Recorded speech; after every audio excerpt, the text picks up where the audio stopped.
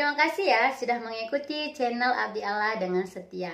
Jika saudara ingin ikut Zoom bersama Evangelis Tony, dapat mengikuti admin kami. Kontak dan keterangan ada di deskripsi video. Selamat menyaksikan.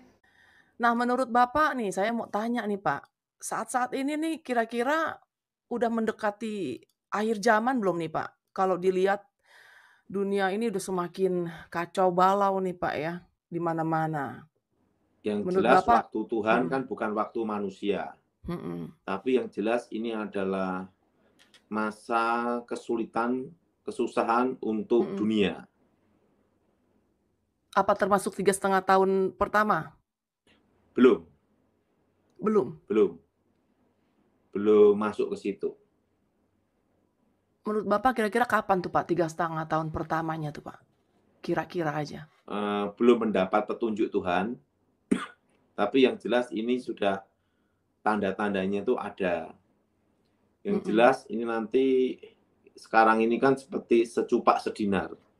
mhm mhm, Sekarang ini banyak orang akan mengalami kesulitan pangan. mhm. Nah, tetapi kalau yang tinggal di Amerika Mhm. aman-aman aja. Kok Bapak tahu? dan Kok Bapak tahu nih? Iya. dan yang tinggal di Indonesia Mhm. juga aman-aman aja karena Iya. didukung dua musim. Dua musim, ya musim Oh. kemarau dan musim hujan, dan tanah Heeh, di Indonesia itu subur. Nah, heeh. untuk masa resesi ekonomi untuk dunia, negara Amerika itu tidak terlalu berpengaruh besar. Mmm, Nah, dasarnya apa?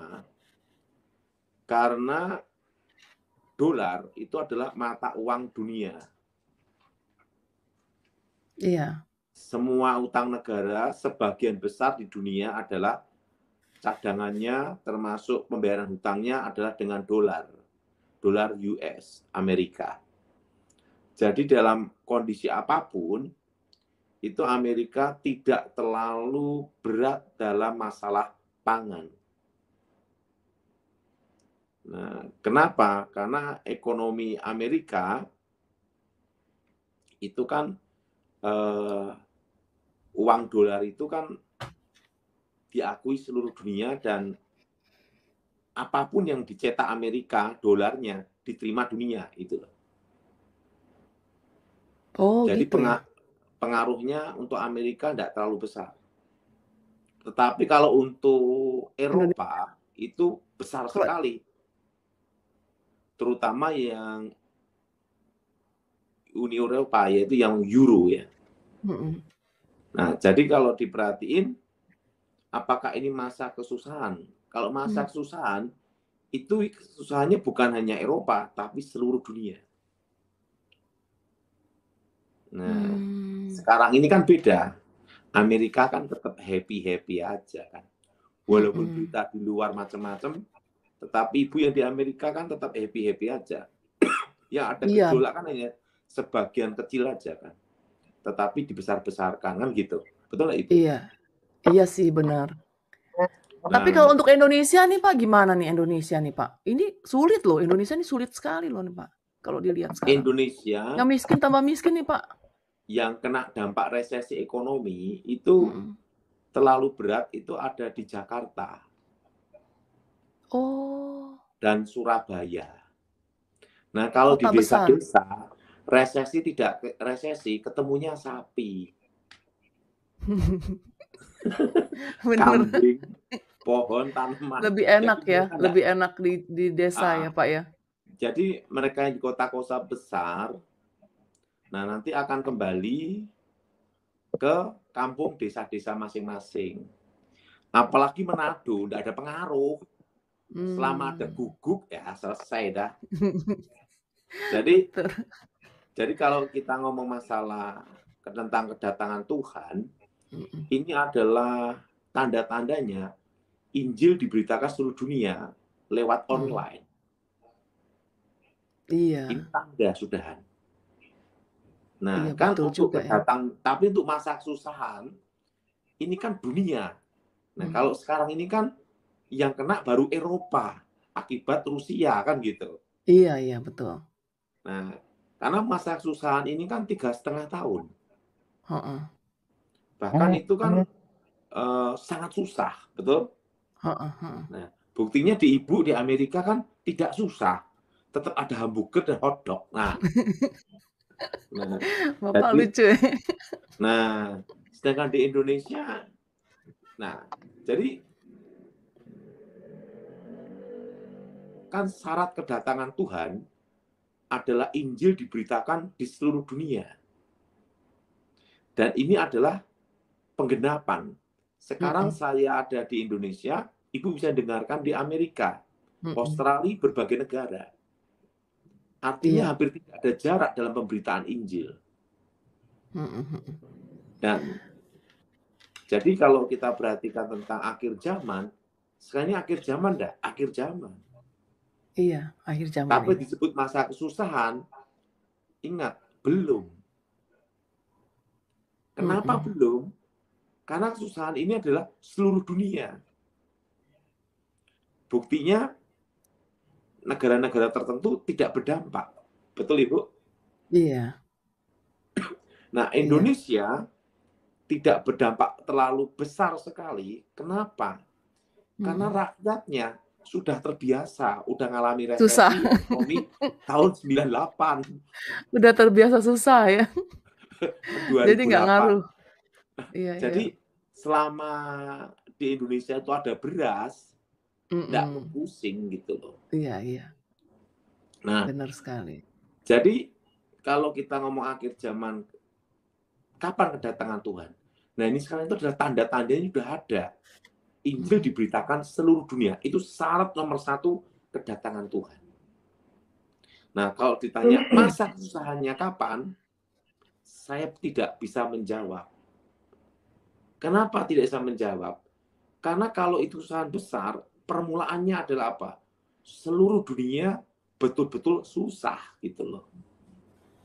Jadi kalau yang tinggal negara mana yang kelihatannya aman-aman, ini pandangan saya ya. Ya, pandangan aman saya adalah negara Australia. Serius, Pak? Aman aja. Bukannya udah mau perang sama Indonesia, Pak? Bukan? Enggak ya? Indonesia kan cinta damai. Damai itu indah.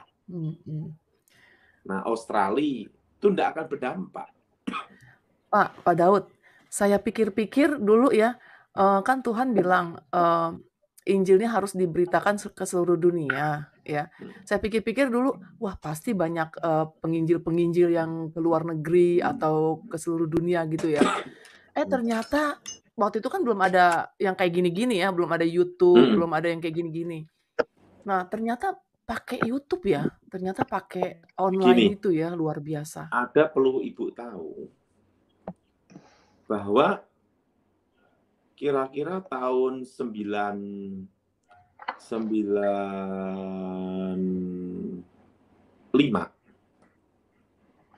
waktu itu Tuhan bicara sama saya, jutaan manusia akan mendengar khotbahmu. Waktu 95 itu dapat petunjuk Tuhan, saya bingung gimana modelnya jutaan. Wong kita khotbah kira-kira itu 10.000 aja, susah sekali ngumpulin. Iya, benar. Betul? Betul? Iya. Nah, setelah bertahun-tahun saya pelayanan, dan tahun ini terjadi. Yang dengar khotbah saya itu sudah 5 juta lebih. Iya. Artinya apa? Tidak ada batas dan waktu. Artinya apa? Kedatangan Tuhan itu sudah dekat. Dan kalau kita tanya, masa kesusahannya kapan? Nah, saya tidak berani jawab. Karena belum mendapat petunjuk Tuhan. Nanti kalau saya bicara sendiri, namanya nabi palsu. Nah, tetapi ingat, tanda-tanda kedatangan Tuhan sudah jelas sekali. Injil diberitakan ke seluruh dunia. Dan saya mendapat suatu penglihatan bahwa itu tahun 2020. 2020. Iya, iya. 2020 itu pada waktu pandemi ya, Baru awal-awal. mulai. Iya. Itu mendapat itu kira-kira bulan April sama April Mei. Waktu itu saya sama Michael Gunawan. Bahwa nanti ini bahwa kutub utara, kutub selatan itu akan mencair. Nanti akan bermunculan virus-virus purba. Dan itu nanti yang bisa menghadapinya yaitu manusia yang hidup secara alam. Artinya apa? Makanannya itu alami.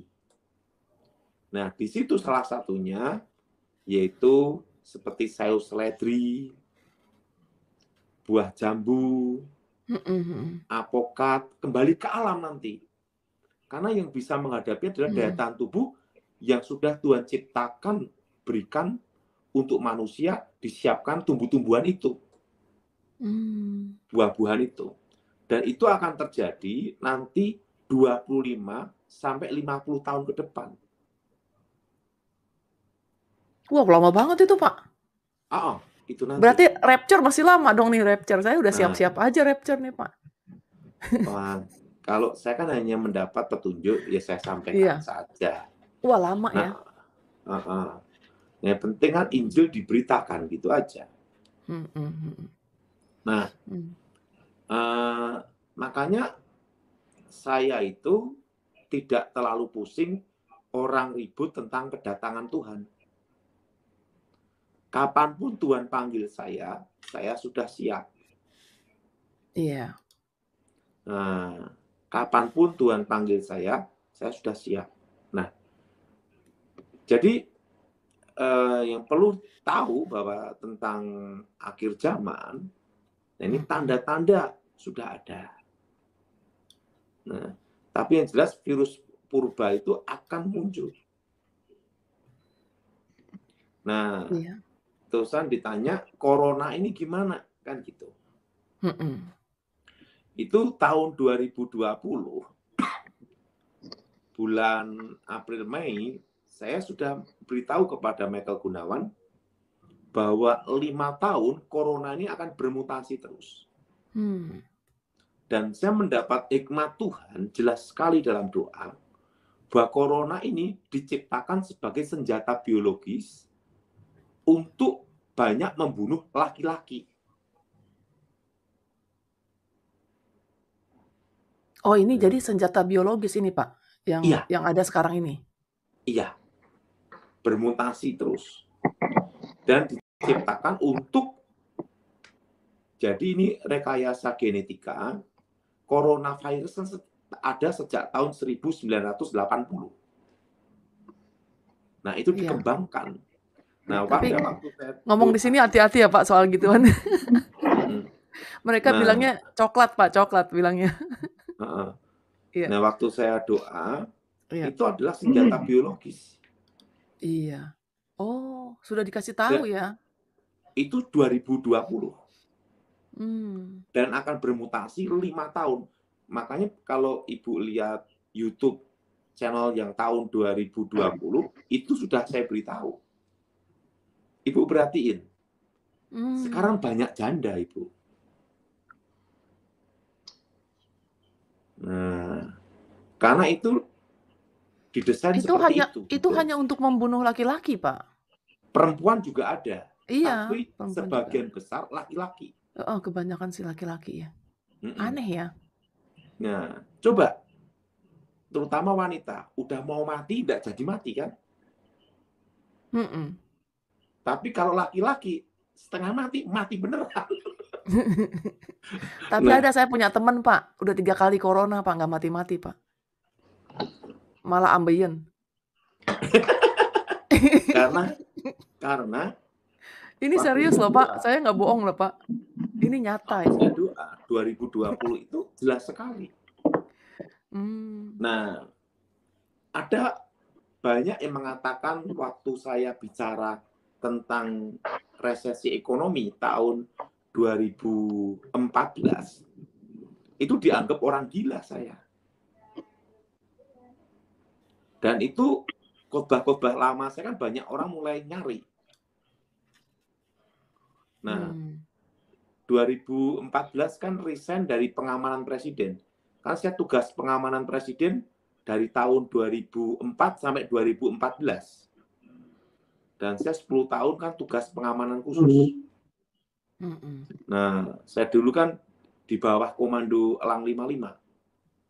Nah, pada waktu 2014 itu, ini Tunggu dulu, Bapak dulu makanya tentara, Pak? saya sipil. Oh.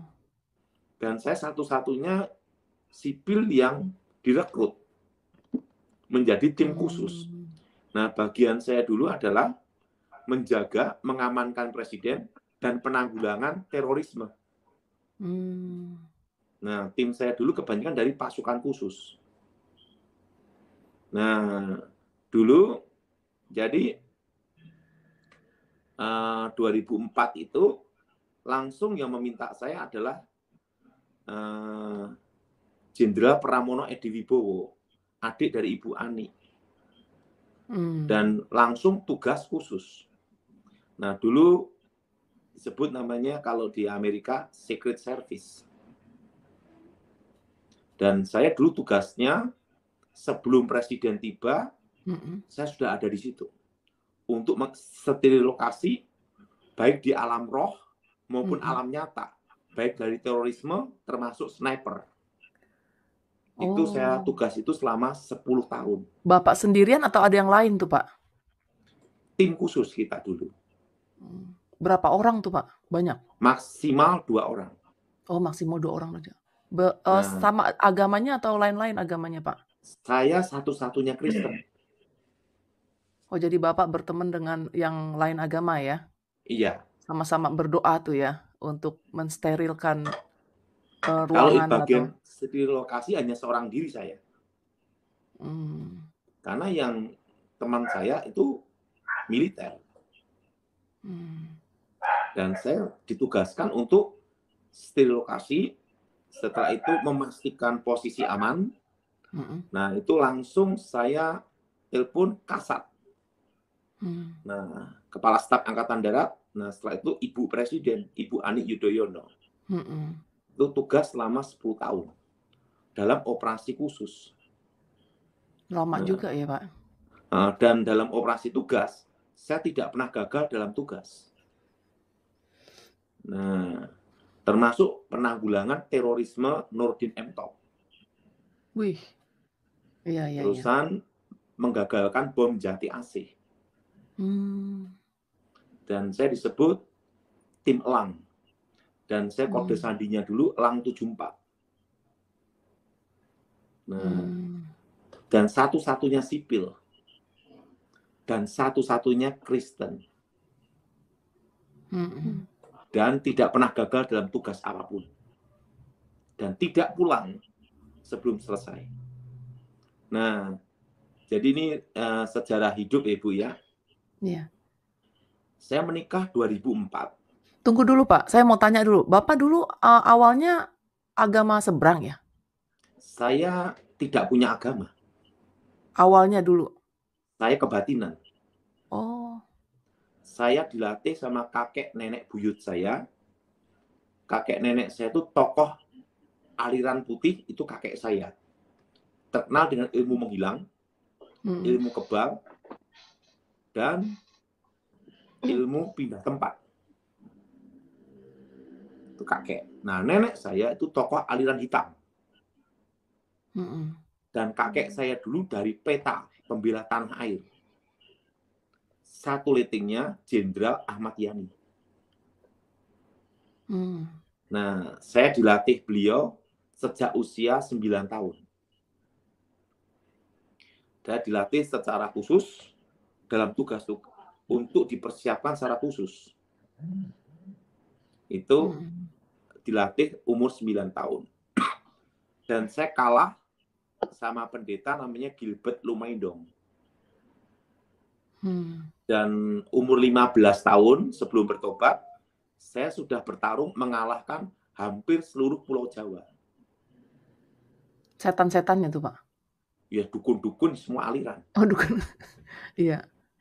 Dukun-dukun. Itu kejadiannya tahun 1990.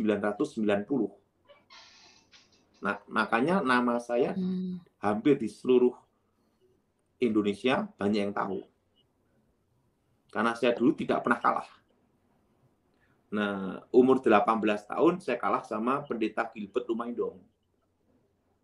Nah, hilang ingatan dan ketemu Tuhan Yesus sendiri. Nah, setelah itu tahun saya sekolah Alkitab dan saya bukan pendeta. Sampai sekarang saya bukan pendeta. Karena apa? Karena sekarang bukan pendeta, Bapak? Bapak bukan pendeta? Sekarang bukan pendeta. Oh. Dari dulu saya bukan pendeta. Jadi penginjil aja gitu? Saya hanya jemaat biasa aja. Tapi Bapak punya ini ya, punya jemaat loh, ya? Tidak ada. Bapak punya gereja nggak ini? Tidak ada. Oh, Bapak nggak ada gereja?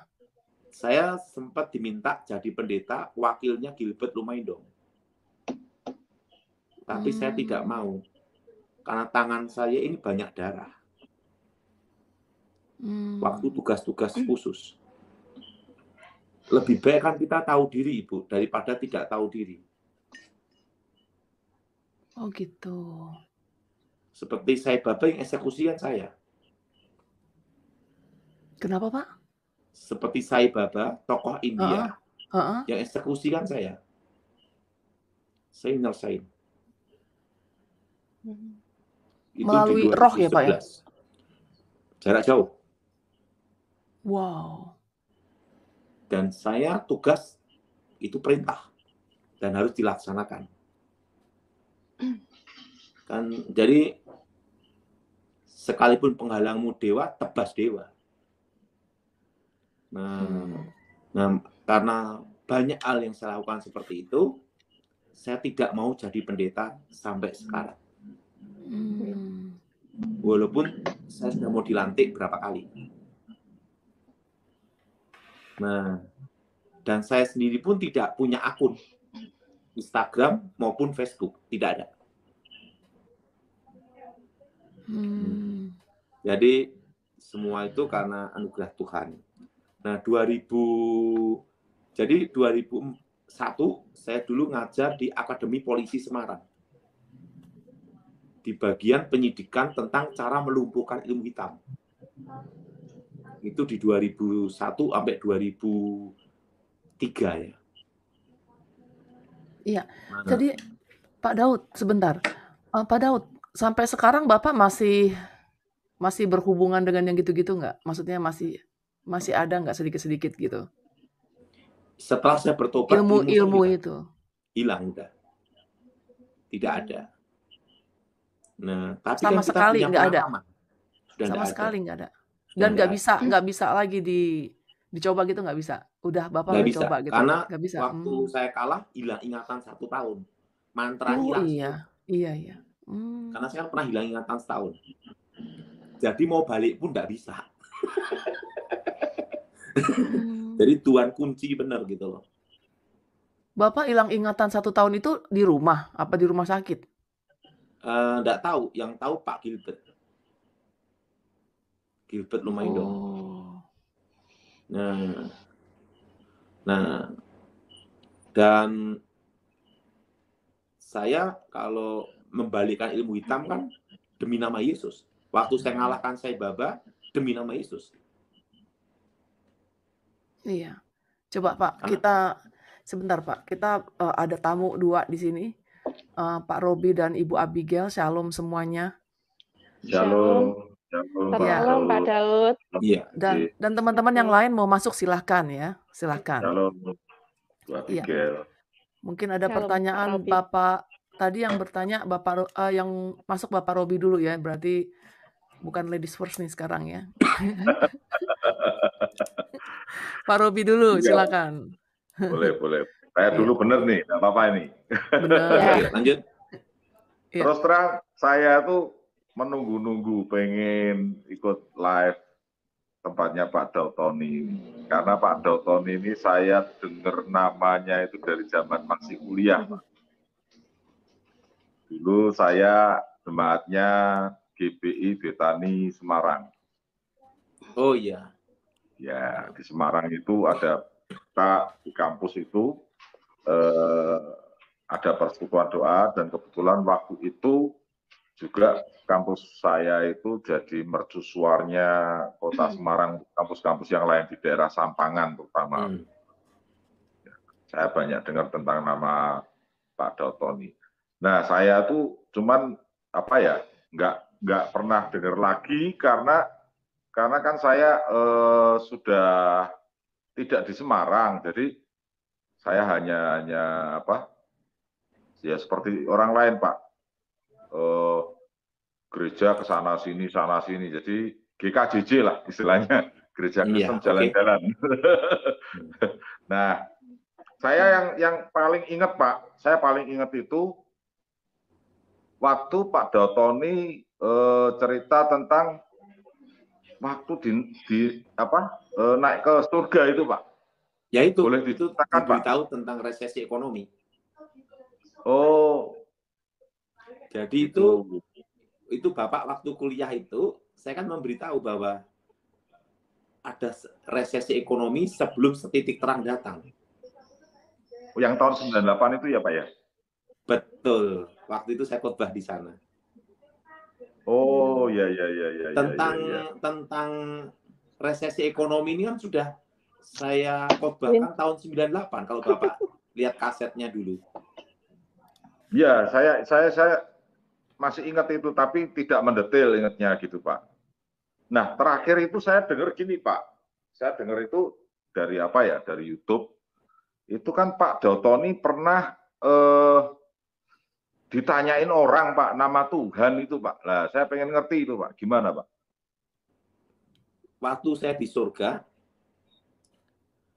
yang ada adalah nama Yahweh. Wow. Dan Yesua Hamashiach. Oh. Nah, Bapak lihat itu atau Bapak dengar? Saya kan langsung ketemu Tuhan. Untuk ditugaskan. Dan Tuhan berbicara sama Bapak gitu? Iya. Saya Yahweh gitu? Dia bicara, akulah aku.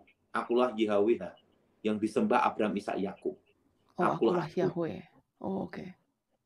Nyebutnya Yahweh atau Yahweh gitu, Pak? Yahweh. Yahweh. Akulah aku. Wow, luar biasa. Nah, dan waktu di sana saya dijemput. Waktu tiba, yang jemput saya itu Henokh dan Elia. Oh. Untuk memberitahu tugas saya di muka bumi.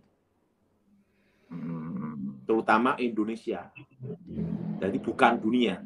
Saya hanya diutus untuk Indonesia. Nah, termasuk saya juga tahu nanti bahwa kira-kira nanti tahu ya umur 50 tahun ke atas, 50 tahun dikit lah. Sudah enggak seperti sekarang. Jadi sekarang tugasnya tenang-tenang aja. Maksudnya gimana, Pak? Tenang-tenang saja gimana? Jadi kalau kita siap naik kan siap turun. Oh, maksudnya saya masih belum paham nih. Perekonomian, ekonomi maksudnya, Pak. Di bidang ekonomi. Tadi. Maksudnya ekonomi gitu, Pak. Jadi saya akan diangkat Tuhan puncak itu sampai usia 50. Setelah itu akan turun. Nah, sekarang usianya berapa, Pak? Udah mau 48. Mau 48. Oh, selisih 2 tahun, Pak, sama saya. tinggal 2 tahun lagi kan. Maksudnya 2 tahun lagi gimana, Pak, maksudnya? Saya jadi penasaran ini, Pak. Sekarang saya mau tanya ini. 2 tahun lagi ya, bahwa tahun ini bahwa Tuhan akan angkat untuk memberitakan tugas itu. Tapi usia 50 ke atas langsung turun. Ya, harus lengser ke Prabon ya udah siap toh, Pak. Tapi kalau Bapak Masa Yahweh ingin menghendaki, Bapak tidak turun ekonominya kok, Pak. bukan Saya ekonomi. Bukan ekonomi. Oh, bukan ekonomi. Apa, Pak, maksudnya? Ya tidak terkenal lagi. Oh, gitu. Jadi karena saya hanya ditugaskan sesaat untuk memberitakan kabar itu aja. Oh, gitu. Pokoknya 50 tahun dikit lah. 50 tahun. Ya 3 tahun lah. 3 tahun, 4 tahun lagi lah. Tapi kan yang penting ekonominya nggak kurang kan, Pak, jadinya. Enggak, Kan penting dompet full kan gitu. Pensiun. Mantap. Shalom Pak Dautore. Shalom.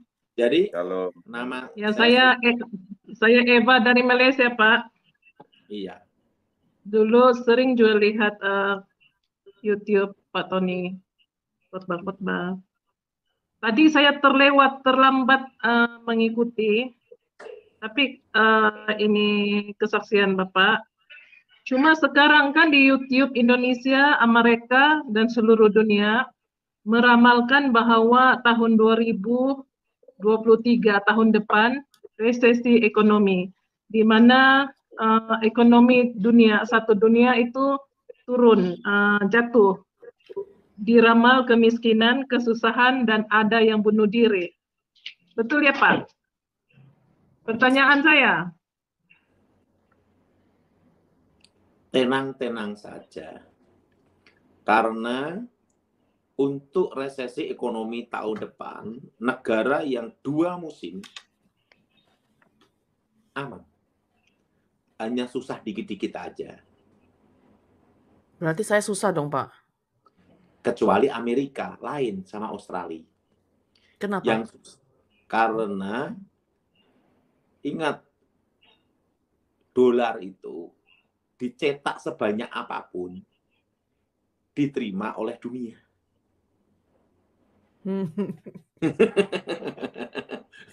Di bumi seperti di surga dong nih saya nih. Jadi Amerika aman. Kan ada kerusuhan kecil-kecil aja, itu kan dibesar-besarin aja. Kalau kecuali kerusuhan global. Saya masih penasaran ini sama Pak Dautoni ini, Pak. Jadi gini, Pak. Saya itu kan, kenapa tadi saya bertanya, kalau Pak Dautoni naik ke surga, terus diberitahu tentang nama Tuhan, ya kan Pak? Tetapi kenapa di setiap pemberitaan firman yang Pak Doni sampaikan tidak menceritakan tentang nama itu, Pak? Kalau boleh tahu alasannya apa, Pak? Ya? Sering. Oh, sering? Sering. Oh. Tetapi saya ini cinta damai. Karena kan kita dulu 10 tahun di pengamanan khusus, satu-satunya Kristen saya. Oh, gitu. Ya. Jadi ya, mereka ngomong apa ya sah-sah aja. Penting keyakinan saya itu udah selesai. Karena kita kan tidak boleh berdebat. Karena kita dalam tugas kalau berdebat timnya bubar, Pak. Oh iya.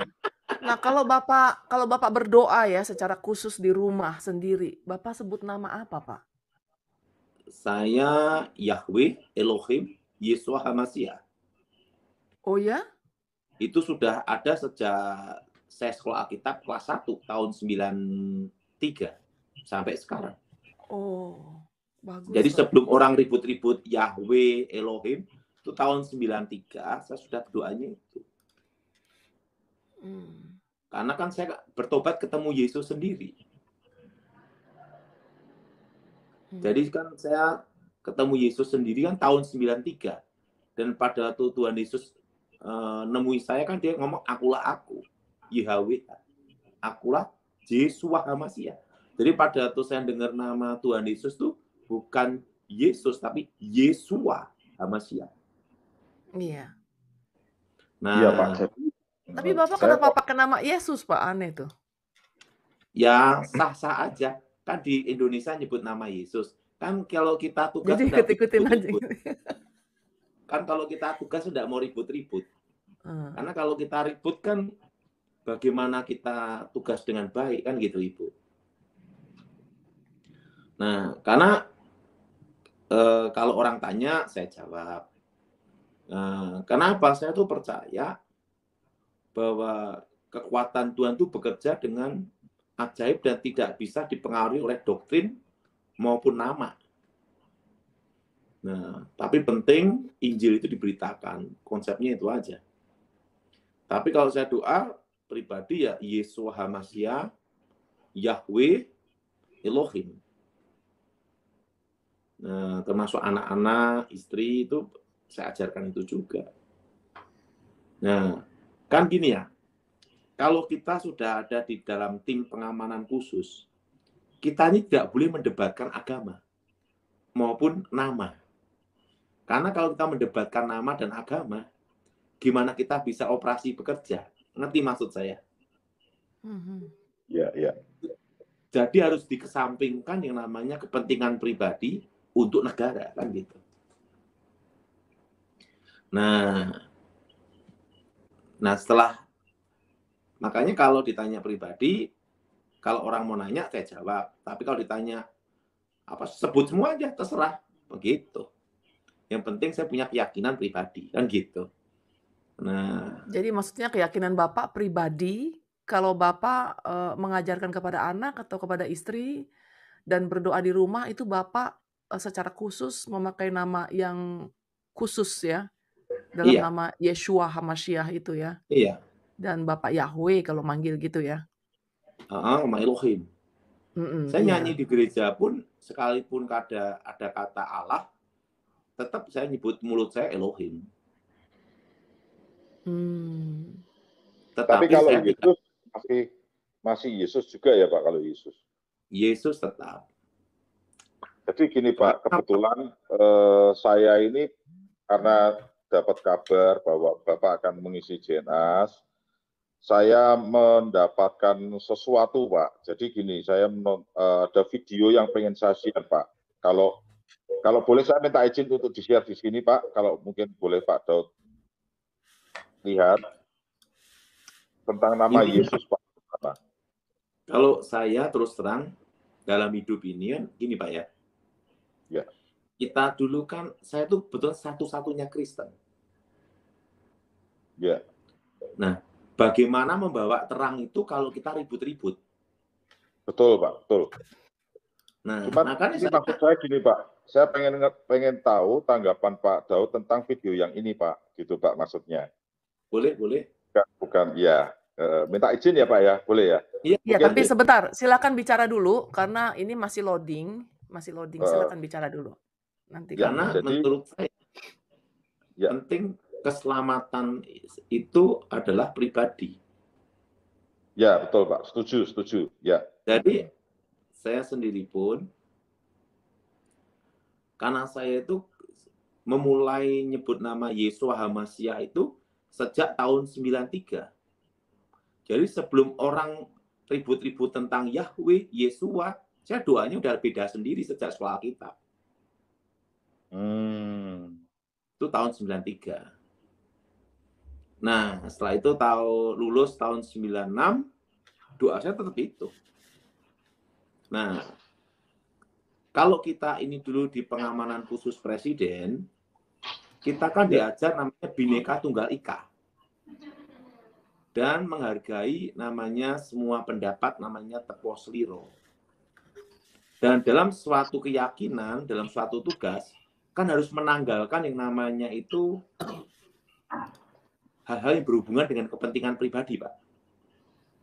Betul. Untuk kesatuan. Nah, jadi karena konsep kita adalah NKRI, Pak. Betul, Pak. Karena kalau bagi saya, tugas nomor 1. Nah, kan kalau tugas nomor 2, enggak ada yang dikirim tugas, Pak. Lebih enak di rumah sama istri sama anak, betul nggak, Pak? Karena saya ini kan menikah tahun 2004. Baru 2 minggu, langsung tugas khusus pengamanan presiden sampai 10 tahun. Jadi tim saya itu laki semua. tapi bukan homo. Loh, sekarang ini perlu Bapak tahu. Sekarang itu jadi janda. Berdoanya lebih berat, Pak. Bebannya lebih berat. Ya. Janda sekarang itu doanya berat dan sangat berat janda itu. Kalau janda kembang nggak berat, Pak. Janda kembang gampang. Berat. Kenapa berat sekarang? Nomor 1, saingannya sesama wanita. Kedua, pria. Pria itu apa? Gay, homo, betul enggak? Yang ketiga, waria. Sekarang ini perlu Bapak tahu, cari laki-laki normal. Susah. Apalagi laki-laki itu mujizat. Betul, Bapak? Iya. Jadi gini, Pak. Saya kan tadi memperhatikan Pak Daud bilang kalau keselamatan itu kan pribadi lepas pribadi, ya, betul ya. Nah, pertanyaannya kan begini, Pak. Tugas kita kan menginjil, ya kan, Pak. Tetapi kalau kita menyampaikan namanya nggak benar, apakah itu juga bisa dikatakan menginjil, Pak? Gitu. Jadi makanya kenapa kok saya pengen share video ini, tapi saya juga pengen dapat tanggapan dari Pak Daud gitu, Pak. Sama ini pertanyaan yang berikutnya adalah alasannya apa, Pak? Pak Daud tidak mau memanggil nama Allah. Kalau saya ya juga nyebut nama Allah pada waktu tim bersama, tim pengamanan khusus. Kan harus berdoa menurut keyakinan agama masing-masing. Nah, pada waktu kita bicara tentang kita harus tugas dan Allah beserta kita. Nah, kalau saya nyebut Yahweh beserta kita, mereka bingung kan gitu, Pak? Maksudnya bukan pada saat tugas, Pak, pada saat penginjilan, Pak.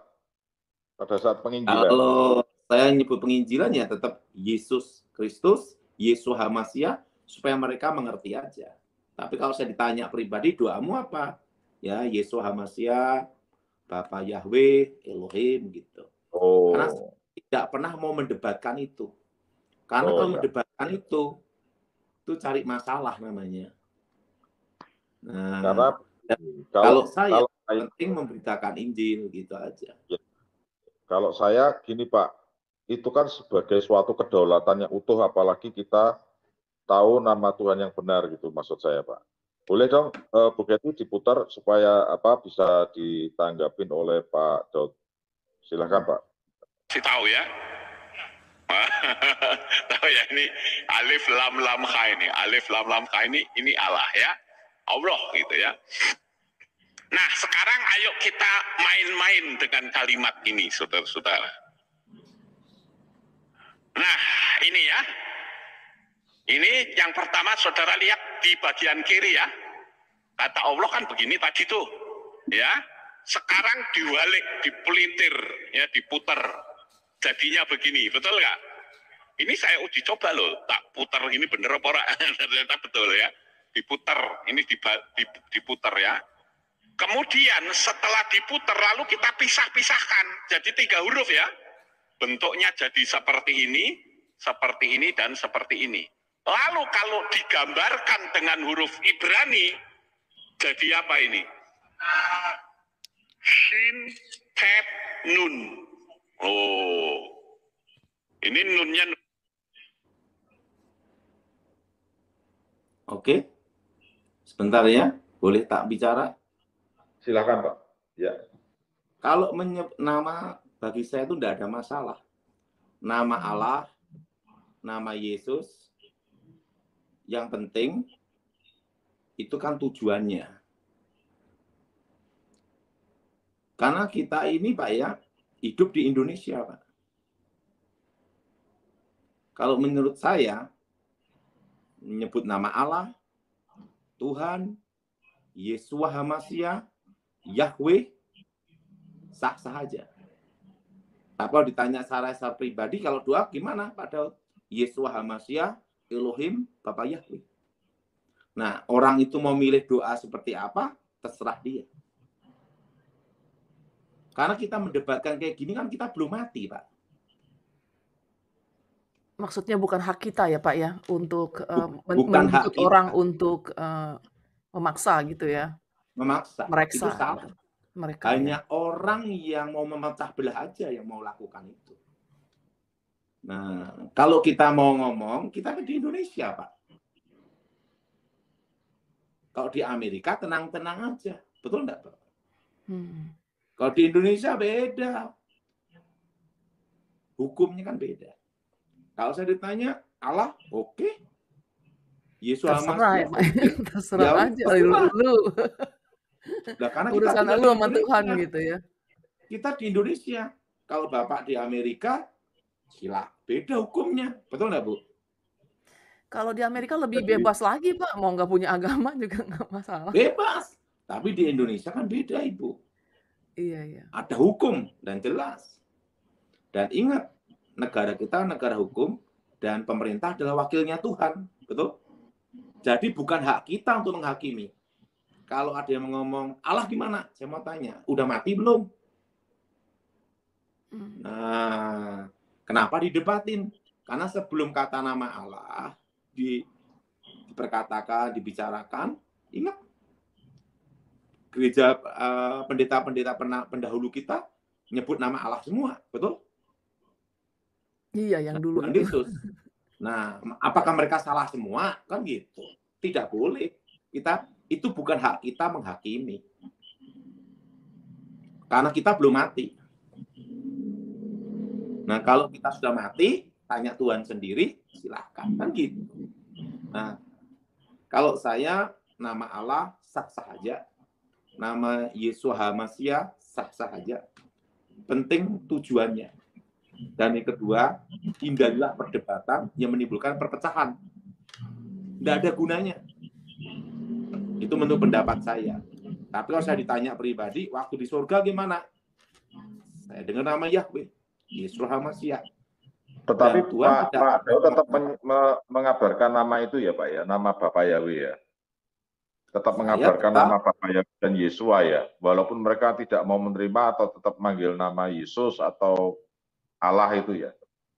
Tetap saya sebutnya nama Yesus, nama Yesus HaMasiah, Bapak Yahweh, saya sebut semua. Allah pun saya sebut. Kenapa? Kita tinggal di Indonesia. Nah, dan harus menghargai kepercayaan, keyakinan masing-masing. Nah, itu pendapat saya. Jadi, debatkan kayak gini percuma, tidak ada gunanya. Menimbulkan perpecahan dan keributan, tidak ada gunanya. Bukan memberitakan Injil malahan. Jadi batu sandungan. Nah, yang jadi pertanyaan, yang hakimi, sudah mati belum? Kan gitu aja tanya. Tetapi bukankah nama Bapak itu kudus, Pak? Tidak boleh kita sembarangan. Karena kan ada ayatnya juga, Pak, di sana. Di Yeskiel pasal 30 apa berapa? Maaf ya, Bapak ya. Kalau Bapak debatkan gini terus, saya tidak suka ya. Enggak, saya tidak debat, Pak. Maksudnya gini. Ya, tolong stop. Jadi pertanyaan di hati saya gitu. Maaf, stop ya. Oh ya. Karena hal seperti itu tidak ada gunanya. Bikin perdebatan, tidak bikin damai sejahtera. Iya. Kalau saya bicarakan gitu cukup, saya tidak bisa. Karena itu tidak baik. Iya. Karena kalau kita belum mati, jangan diributin kan gitu. Coba ke Abigail dulu sebentar. Ke Abigail. Sister Abigail, silakan. Dibuka mic-nya.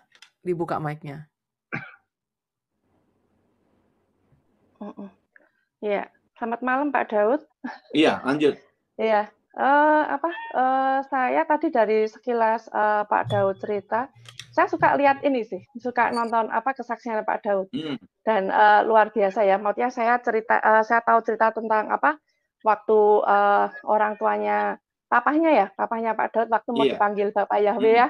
Itu Pak Daud kan dapat konfirmasi juga dari Bapak Yahweh. Iya, sebelum meninggal. Iya, saya pikir wah ini luar biasa. Iya, bisa sama Pak ya jam 10 kalau nggak salah ya. Iya, saya dengar itu. Nah, itu saya pikir luar biasa karena ini Pak, kayaknya nggak banyak orang meskipun dia hubungan dekat dengan Tuhan sekalipun, tapi bisa dapat konfirmasi seperti itu, Pak. Wah, saya sampai merinding saat waktu dengar itu. Terus jadi saya pikir memang kemungkinan karena memang Bapak Yahweh itu dekat ya sama Pak Daud, kemungkinan saya merasa waktu itu saya sambungkan dengan penglihatan Pak Daud waktu ke surga itu. Wah, itu saya lebih, wah istimewa banget ini, Bapak langsung menyatakan gitu kan, menyatakan bahwa akulah Yahweh. Nah, itu saya selalu di situ, Pak, karena tidak semua orang bisa mendapatkan konfirmasi seperti itu, Pak. Iya, jadi saya pikir ada sesuatu mungkin yang ingin Tuhan sampaikan juga ke Pak Daud gitu ya. Tapi memang saya lihat Pak Daud ini sih tadi kan bilang maksudnya mungkin untuk supaya tidak menjadi satu perdebatan, Pak Daud di satu sisi kalau saya sering lihat di kesaksiannya Bapak suka menyebut juga Bapak Yahweh Yeshua HaMashiach, itu saya angkat jempol. Dalam artian meskipun Pak Daud nggak pernah ibaratnya memaksakan, wah nama Tuhan harus seperti ini, tapi yang penting Pak Daud udah sampaikan masalah orang mau terima orang atau percaya enggak. atau tidak, Iya, bukan urusan tapi kan kita. dalam secara keseharian, secara maksudnya secara pribadi Pak Daud kan juga meyakini itu. Nah, itu saya salut seperti itu, Pak. Iya. Dan saya kemarin sempat ikuti juga Pak Daud ini ya, buka rumah makan. Rumah makannya rame di Solo ya, Pak ya? Iya. Iya, kemarin saya lihat, waduh, di jalan apa, Pak? Aduh, lupa itu yang tahu Felicia ya. Iya. Kemarin saya lihat, waduh, rumah makannya rame sekali. Saya kan kebetulan tinggalnya di Magelang. Bapak lupa restoran sendiri, Pak? Karena saya ini hanya bantu anak, mendidik anak. Oh, yang perempuan itu ya, Pak ya? Iya, Felicia. Karena cara konsep saya mendidik anak juga beda. Iya. Kemarin saya sempat dengar juga, bagus ya.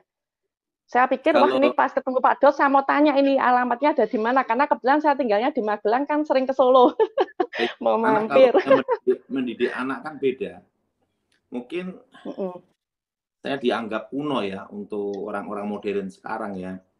Iya. Tapi saya dididik oleh kakek saya, dia mengajarkan saya seperti ini. Senjata yang terhebat bukan ada di tanganmu, tapi di hatimu. Yaitu kekuatan hatimu dalam suatu keputusan dan punya pengharapan dalam situasi apapun. Makanya saya selalu mengajarkan anak, jadi saya mendidik anak kan dari kecil ya. Yang saya ajarkan adalah bagaimana menjaga diri. Bagaimana mendisiplin. Disiplin itu kan perlu disiplin waktu, disiplin tidur pun juga ada disiplin. Ya, terusan saya mendidik mereka untuk fisik. Karena kebetulan saya kan ngajar mereka bagaimana latihan fisik semua. Nah, kadang kan anak-anak zaman sekarang kan sukanya nge-game ya. Iya. Nah, kalau nge-game di depan saya, mereka tidak berani. Karena kalau saya udah ngasih peringatan, kalau kamu nge-game terus, saya banting ini di depan kalian, gitu. Nah, jadi mereka tahu kalau ada saya, dan kalau mereka main game pun diawasi istri saya, itu pun dijamin.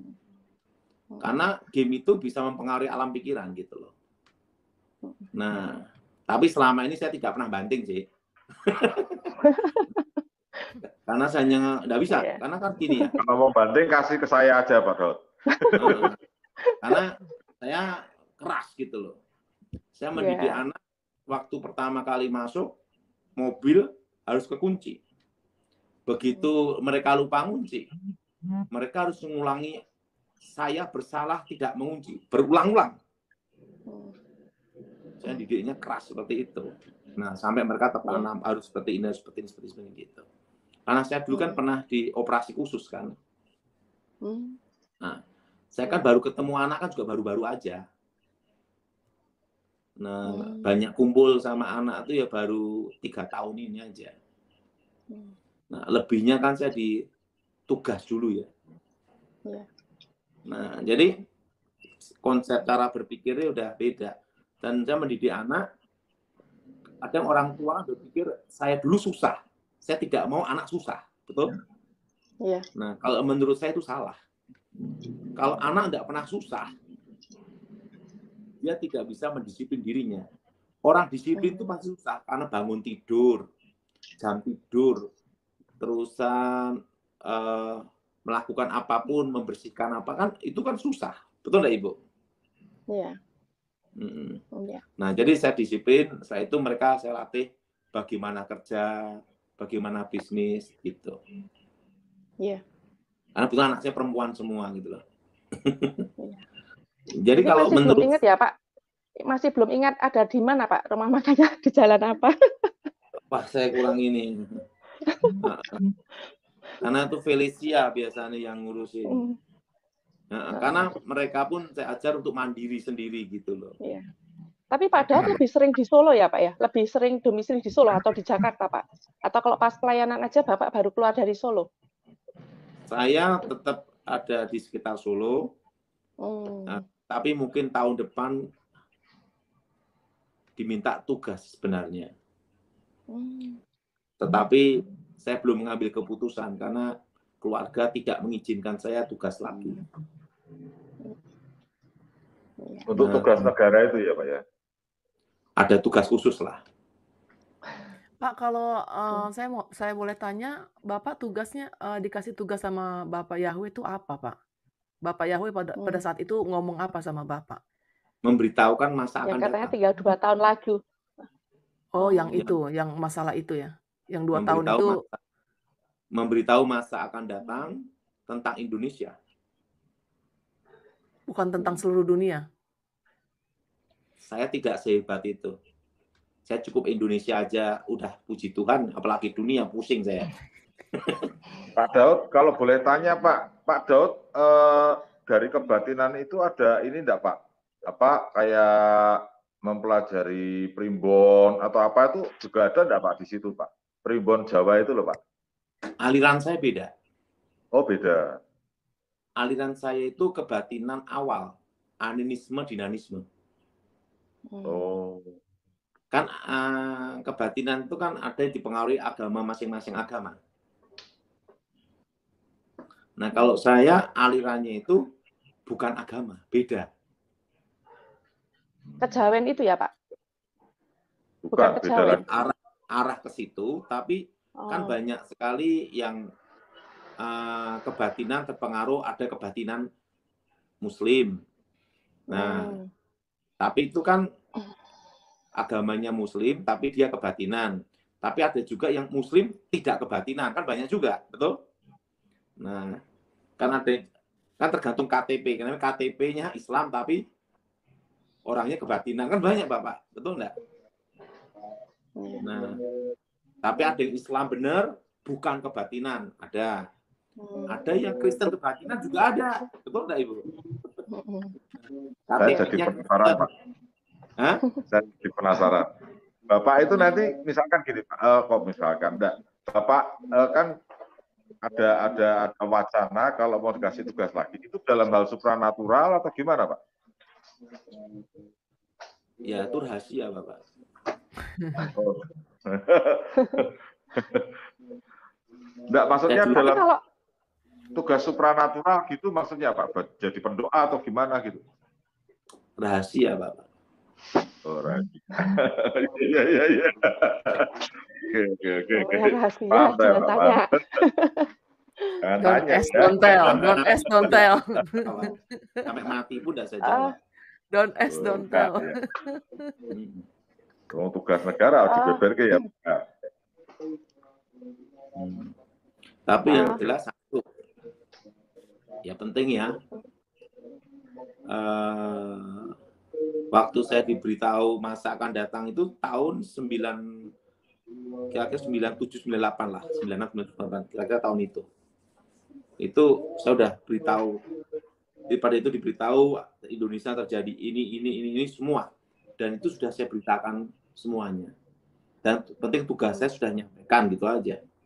Dan saya tidak pernah merasa sebagai nabi atau rasul, tidak.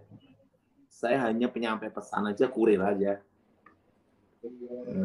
Pak, ini ada pertanyaan nih di bawah nih. Pak Tony, kenapa meditasi bisa digunakan setan untuk supernatural? Karena penyatuan alam. Penyatuan alam dan penguasa dunia ini sementara waktu adalah iblis. Nah, tapi kalau meditasi di sini bukan penyatuan alam, tapi menenangkan diri, mengasingkan diri untuk dekat dengan Tuhan kan beda, Pak. Ibu. Tergantung konteksnya gimana. Tapi yang tidak boleh itu meditasi penyatuan alam.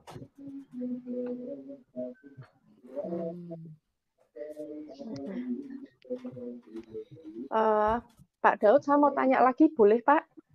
Oke. Enggak boleh. Maksudnya gini, agak-agak nyambung ke masalah nama, tapi enggak mau gimana sih Pak? Cuman pengen tahu aja. Itu waktu Pak Daud naik ketemu Tuhan sendiri, ketemu Bapak Yahweh, itu kan Pak Daud dikasih Bapak Yahweh menyatakan bahwa akulah Yahweh, akulah Yeshua HaMashiach.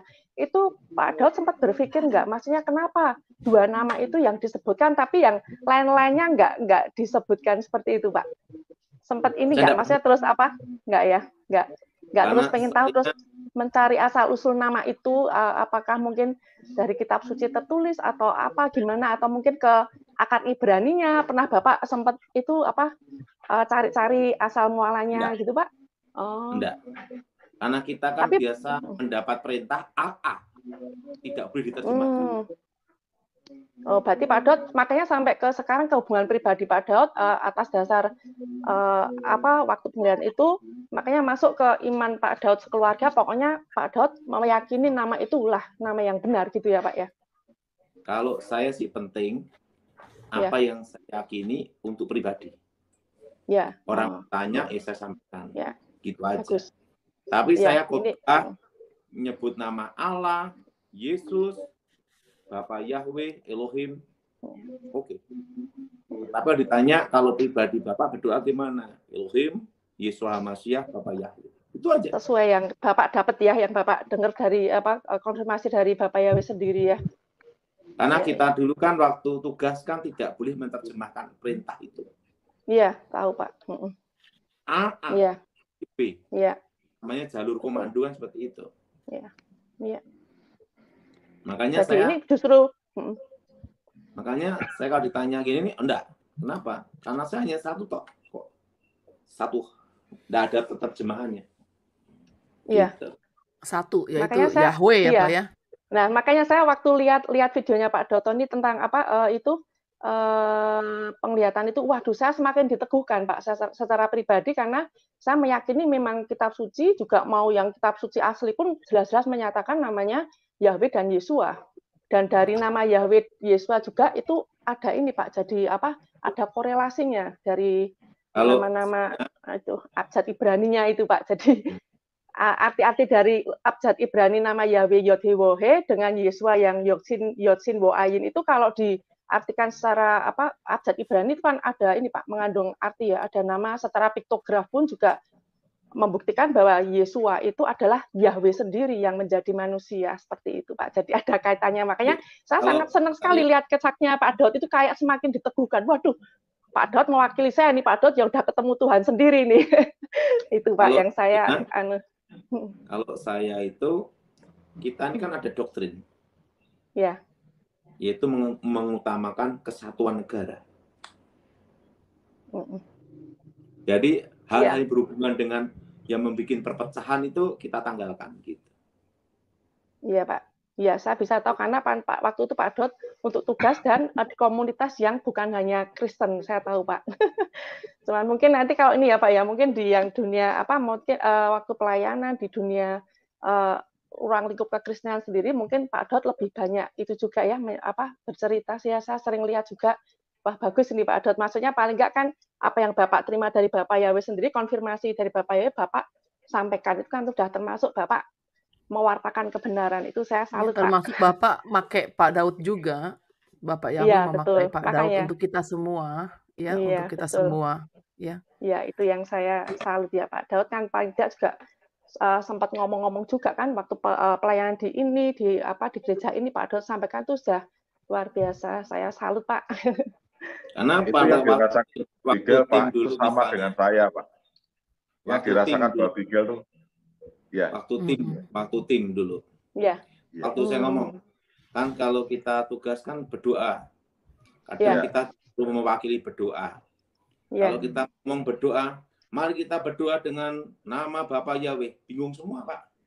Ya, karena belum pernah dengar ya, Pak. Mereka akan jadi pertanyaan, waduh siapa itu? Ya, Pak, bukan paham, Pak. Itu. Nggak dikenalin, Pak. Nggak dikenalin. Belum pernah dengar, Pak, ya. Juga karena nggak Kalau di kita ini ya. kan tidak boleh bicara agama itu. Pak Daud, saya tuh sebenarnya kepengen loh, kayak Pak Daud iso dibawa ke surga, ketemu Bapak Yahweh. Serius. Karena gini, Pak, saya dapat pengertian itu justru karena dari angka-angka, Pak. Dari angka-angka saya dapat pengertian tentang nama Yahweh. Angka dolar atau angka rupiah? Nah, itu. Jadi angka saya gematria, Pak. Angka gematria. Saya terus terang belajar angka gematria. Awalnya dari primbon, Pak, malahan, Pak. Serius. Kalau yang penting, untuk akhir zaman ini, kita harus persiapkan semuanya. Iya.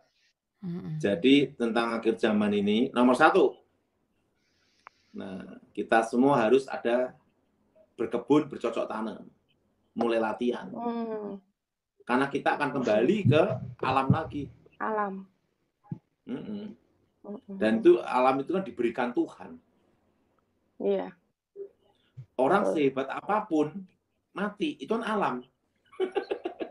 Iya. Kembali ke alam ya, Pak ya. Ya, bercocok tanam, berkebun. Saya kan mulai berkebun sejak tahun 2017. Lahan punya lahan ya, Pak, punya lahan khusus ya. Ya, untuk bercocok tanam ya. Kira-kira hampir 3 hektar ya. Kalau saya berharapnya saya ngejar dulu, Pak. Nah, durian musangking, alpukat, sayur-sayuran, buah-buahan. Kebetulan kan restoran Felicia ini kan sebagian dari kebun juga. Menu-menunya diambil dari itu ya, Pak ya, hasil itu ya, pertaniannya ya, Pak ya. Es durian ya, Pak ya. Kan bukan dari kimia kita. Iya, betul. Pupuknya kan dari sapi, kita ternak sapi. Bapak Daud nih daerah mana rumahnya, Pak? Di daerah mana? Jangan sebutin tempatnya, tapi di daerahnya aja, Jawa atau Sumatera atau Jawa saya Tengah. Solo. Jawa Tengah. Oh, sama-sama di Jawa Tengah ya. Pak, ini Jadi, ada pertanyaan. Sebentar teman-teman. Ini ada pertanyaan dulu nih. Shalom, tanya Pak Daud, waktu di sorga sosok Bapak Yahweh seperti apa, Pak? Anda bisa lihat wajahnya. Sosoknya? Karena pada waktu saya siluetnya? Ya Yesua HaMashiach. Cuman suara ya, Pak? Atau seperti manusia gitu, Pak? ya, Pak? Seperti manusia? Aku adalah aku telah mati, bangkit hidup kembali. Akulah Yahweh. Jadi, Bapak Yahweh itu ya Yesua HaMashiach. Amin, haleluya. Di sorga ada salib nggak, Pak? Ada salib nggak di sorga? Tidak lihat saya. Nggak ada, berarti tidak ada. Ada menorah ya, Pak ya? Kalau menorah ada ya, Pak? Tabut perjanjian yang Pak Daud lihat katanya ya, ada tabut perjanjian ya. Kalau tabut perjanjian saya lihat. Lihat ya. Kalau ini ada nggak? Ini ada nggak? Kalau Bang Paku saya lihat. Bang Paku apa itu yang ya? Pak Daud bilang di sini ya, Pak ya? Oh, lubang paku. Oh, lubang paku di sini ya. Di bawah telapak itu ya, Pak ya? Bukan di sini ya? Bukan di sini. Di sini. Di dekat pergelangan ya, Pak ya? Iya, pergelangan. Iya. Oh. Pak Daud, saya mau cerita sedikit, Pak. Jadi gini, Pak. Ceritanya itu kan saya mengenal nama malam ini. Sebentar, belum, Pak. Masih jam segini, Pak. Ngopi dulu, Pak. Ngopi. Enggak, saya harus bersama keluarga. Jadi gini, Pak. Saya itu kan penasaran ya. Akhirnya saya mempelajari tentang angka-angka. Dan ada yang aneh, Pak. Yang unik. Di kitab Kejadian itu saya menemukan usia-usia keturunan Adam dan usia-usia keturunan Sem.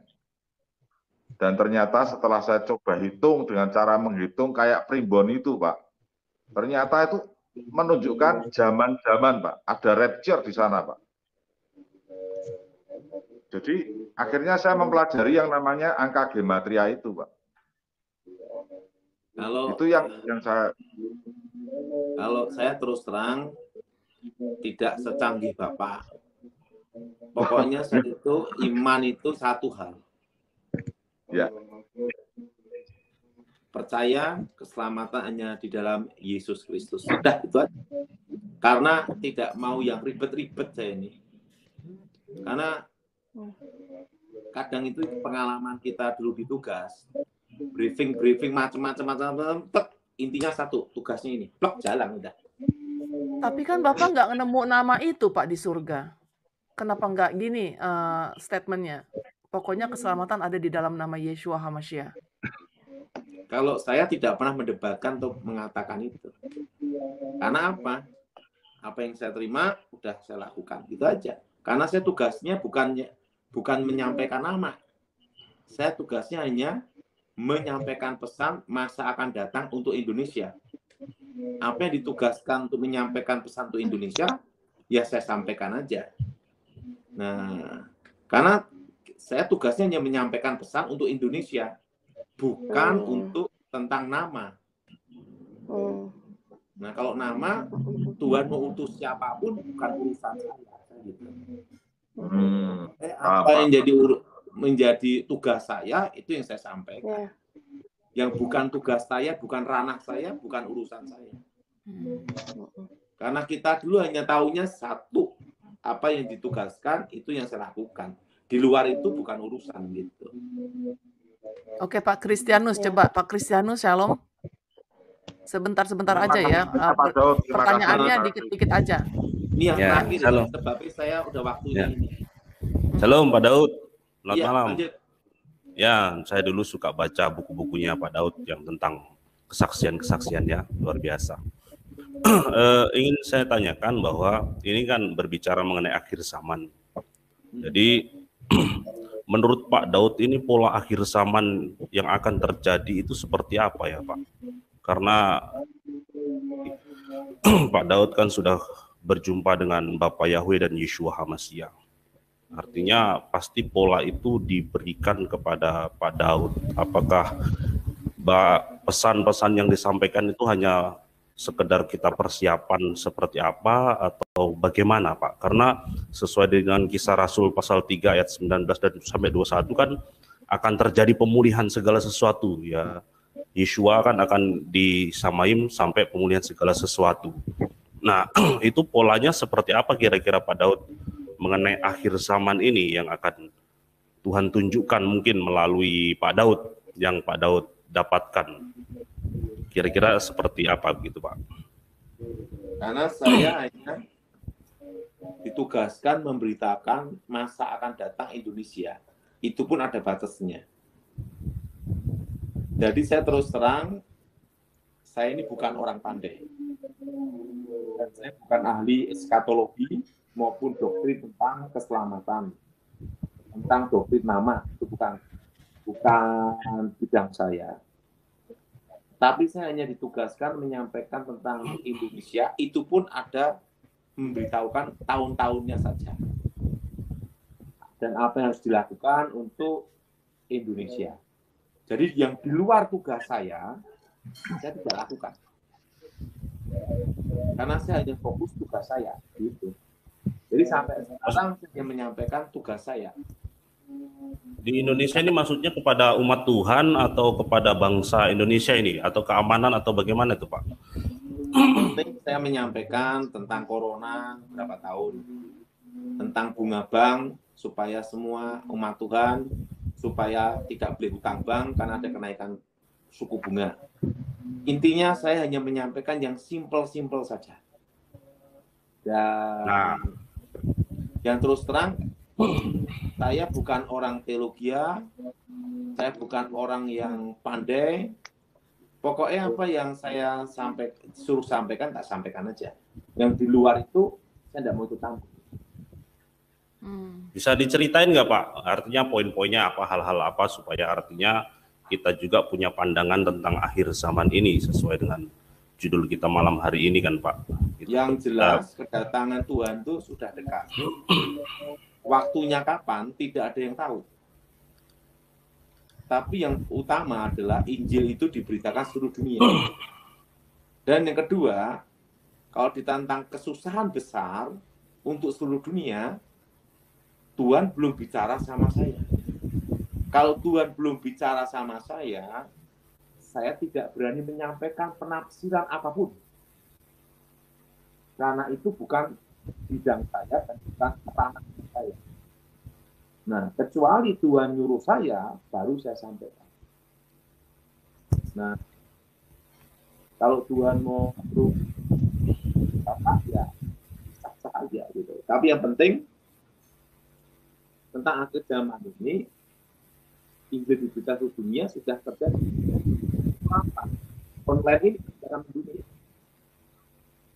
Nah, sekarang gereja kan ada dua, gereja offline dan online, betul?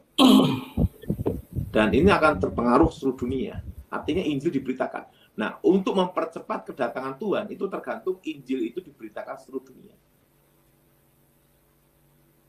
Nah, jadi kalau ditanya kedatangan Tuhan kapan, saya tidak tahu. Kesusahan besar terjadi kapan, saya tidak tahu. Nah, yang jelas biasa Tuhan kalau ngomong ke Pak Daud itu kira-kira mimpi atau gimana itu, Pak? Ya bicara seperti gini nih. Nah, tapi kan saya hanya menyampaikan pesan aja. Karena saya kan bukan pendeta, jadi bukan pendeta dan bukan nabi. Saya menyampaikan pesan orang atau tidak terima, itu terserah mereka. Rasa udah cukup, Bu? Ini udah 1,5 jam. Iya. Tapi yang pesan-pesan kita nih Pak di sini, ada pesan-pesan nih dari kita semua. Yang penting kita udah tahu bahwa Pak Daud Tony kalau berdoa secara pribadi itu memakai nama yang benar, nama Yeshua HaMashiach, itu kita udah cukup senang itu. Yang penting itu aja, karena itulah keselamatan yang sebenarnya ya Pak ya. Itu. Yang penting saya itu membawa damai aja itu. Iya, damai. Dan supaya Injil diberitakan. Mana? Iya. Terima kasih saudaraku sudah menonton video ini sampai selesai. Pesan admin, marilah fokus untuk memperbaiki diri secara positif dan melayaninya dengan sepenuh hati. Kapanpun Tuhan datang kita sudah siap untuk menjadi mempelainya. Kiranya Tuhan memberkati kita dengan segala kelimpahan. Amin.